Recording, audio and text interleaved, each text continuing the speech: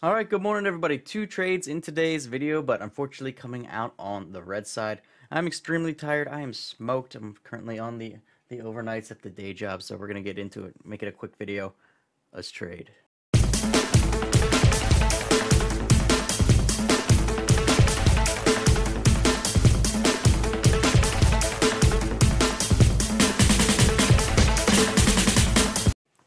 Alright, so first trade of the day here was on BEKE. You can see it making a nice move, and it's pretty extended off of 24, coming up to 24.80, and it starts kind of slowing down right here at 24.80, at about an 18 on the intensity scanner at this point. So I see it slowing down there, and I go ahead and get started 200 shares at 24.80 with the idea if it wants to keep going up through 25, we have it in the game plan to add in more. So fortunately for this one, it started coming down pretty much immediately, and I end up being able to make some money here on this trade on BEKE. So I'm watching it here. I'm kind of looking at the chart, and I'm like, 24.50 seems reasonable. That's still above all the previous candles. So if we can get a nice little move down through 24.50, I'll probably take my first partial there. You can see it gets right down to 24.50 there on the bid, breaks through, and then that's when I hit the cover 50% button and take the first partial right there. So that was pretty good so far. Everything pretty good with the trade. The part of this trade that wasn't so good is the next part,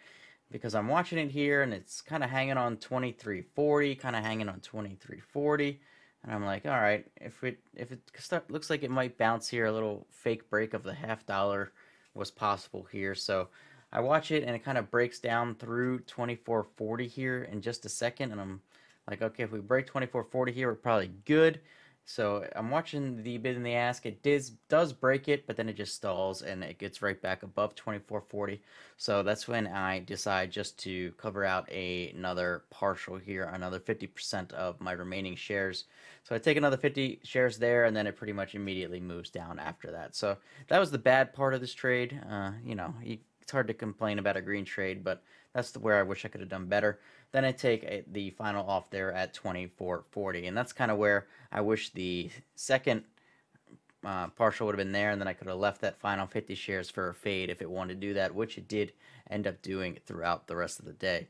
Next trade here was on NVAX, and I actually kind of liked this chart better at the time than BEKE earlier. It was pushing right up to the highs of the morning, nice and extended. Got short there, 100 shares at 95.19.